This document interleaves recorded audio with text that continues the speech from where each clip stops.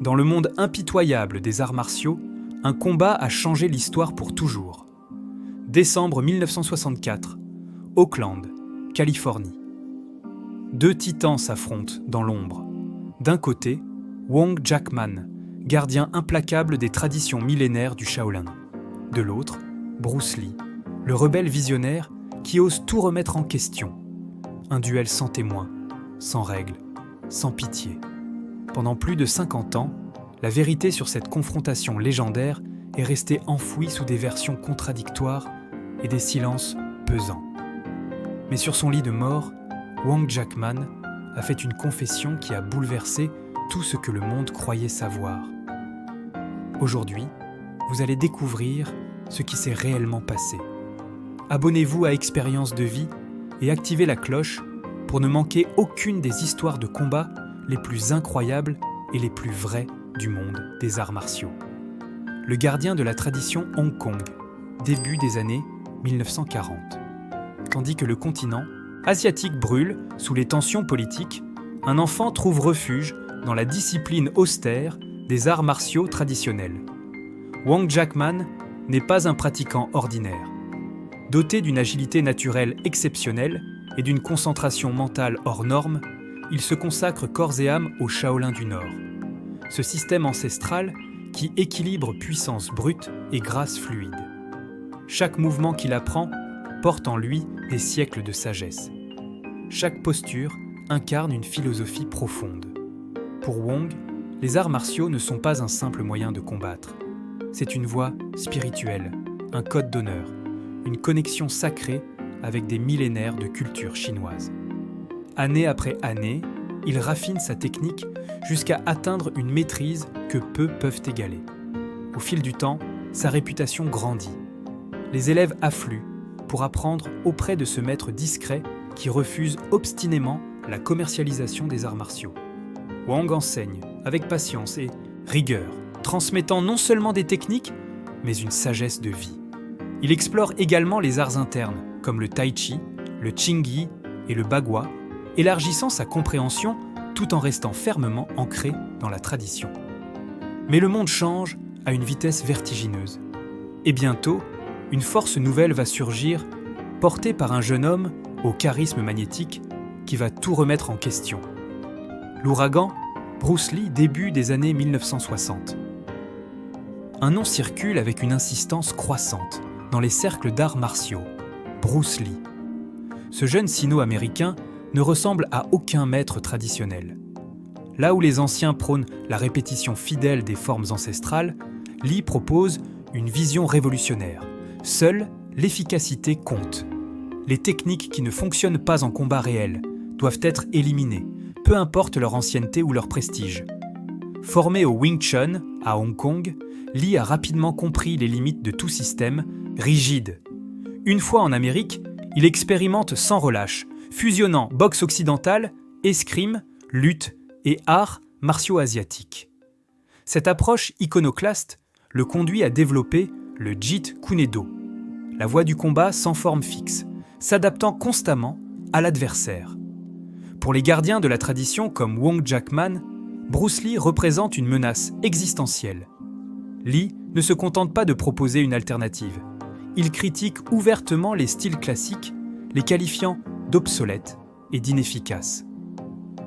Lors d'interviews et de démonstrations, il affirme sans détour que la plupart des maîtres traditionnels enseignent des techniques qui ne fonctionneraient jamais dans un véritable combat.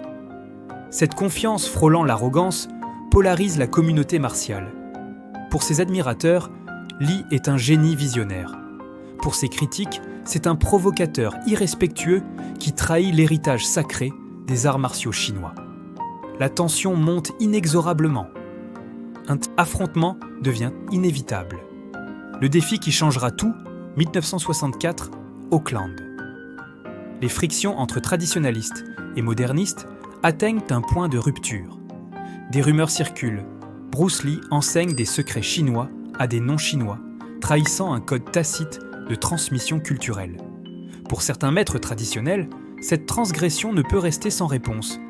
Wong Jackman accepte de relever le défi.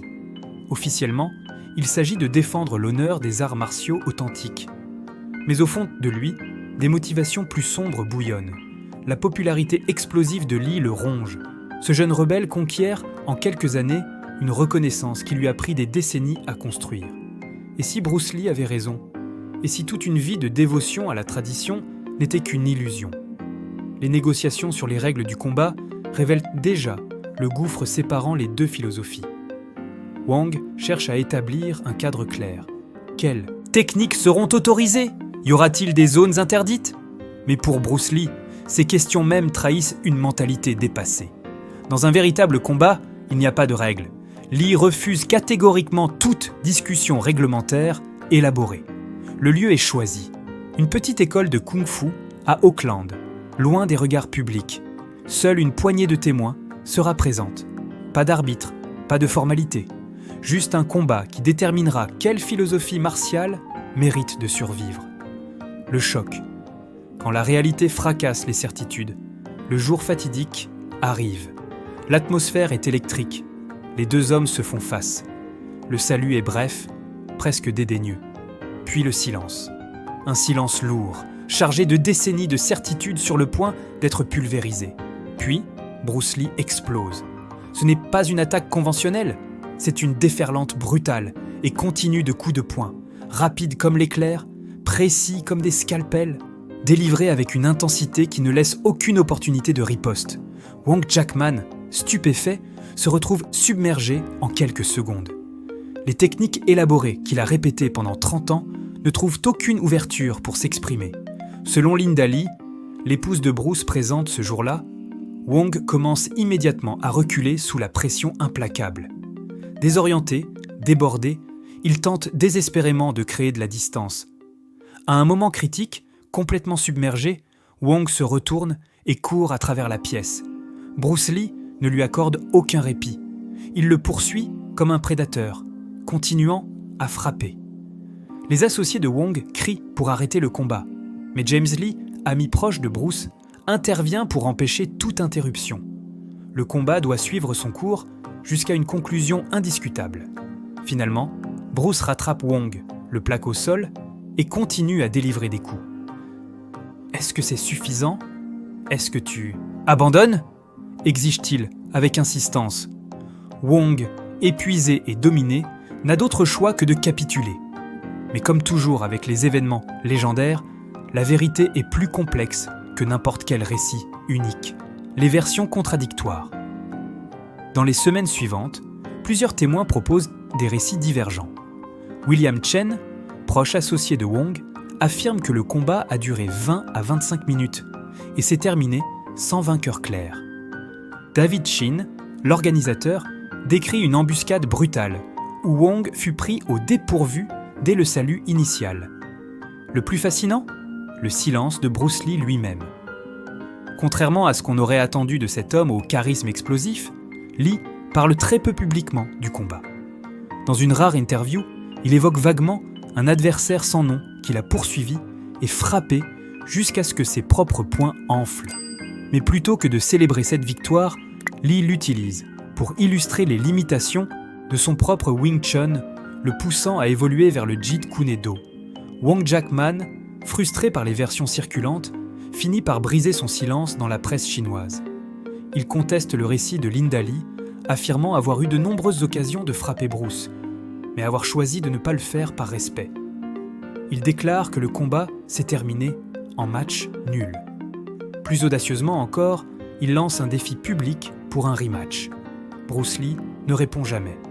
Il ferme son école d'Auckland, déménage à Los Angeles, où sa carrière cinématographique décolle. Le combat s'estompe dans la légende. Deux destins divergents.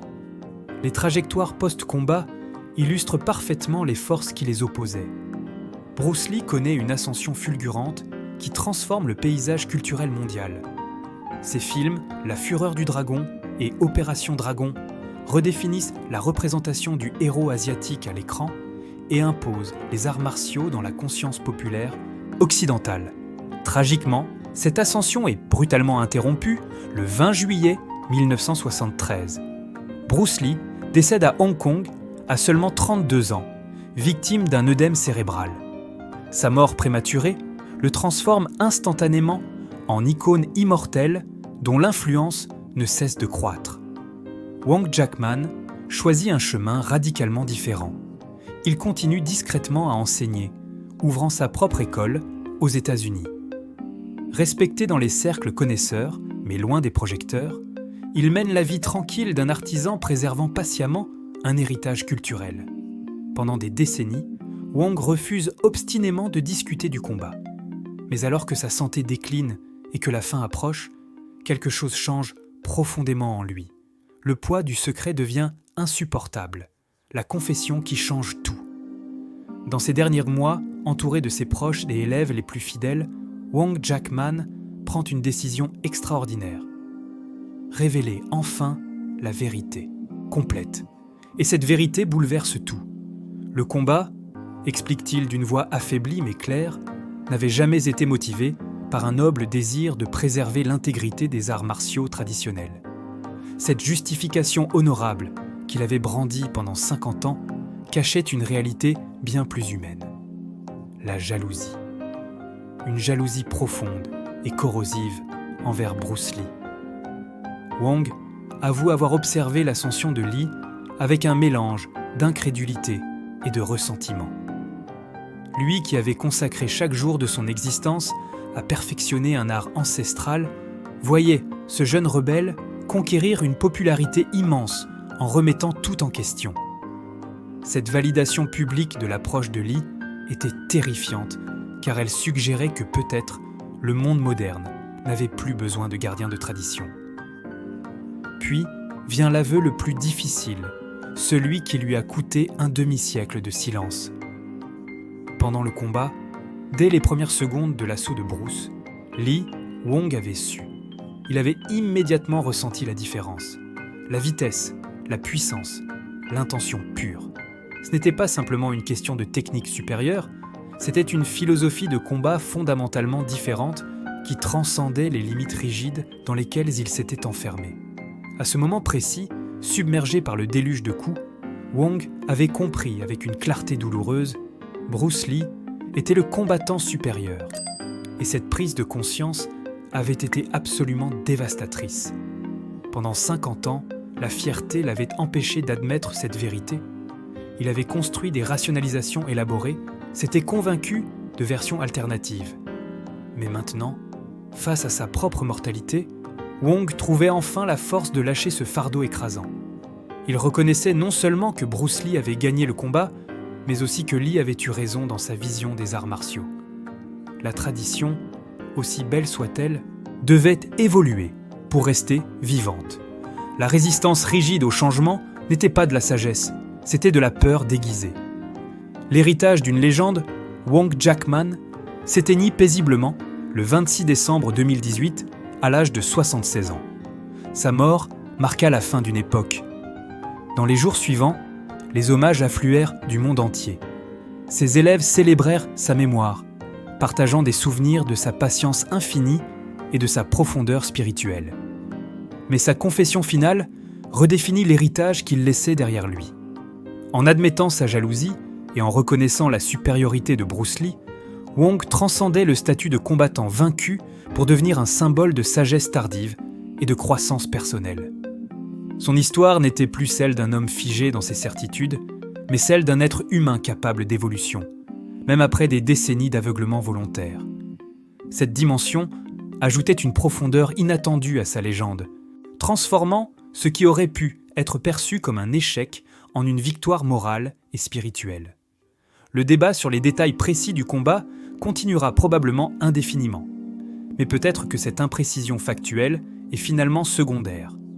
Ce qui demeure véritablement significatif, c'est le choc philosophique que représentait cette confrontation. Tradition contre innovation, préservation contre déconstruction, forme établie contre fluidité adaptative.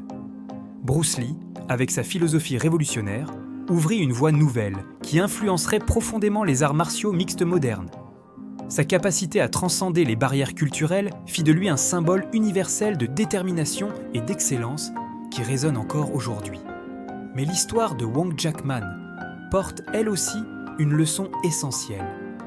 Les traditions ne sont pas des reliques obsolètes à jeter sans réflexion. elles contiennent des sagesses accumulées sur des siècles. Le défi n'est pas de choisir entre tradition et innovation, mais de trouver l'équilibre permettant d'honorer le passé tout en s'adaptant au présent. La véritable sagesse, comme Wong finit par le comprendre, réside dans cette synthèse difficile. Respecter profondément les enseignements anciens tout en restant ouvert à leur remise en question. Honorer l'héritage sans le transformer en prison mentale. Au-delà des débats techniques, cette histoire résonne à un niveau universel. Combien d'entre nous s'accrochent à des certitudes confortables par peur du changement ?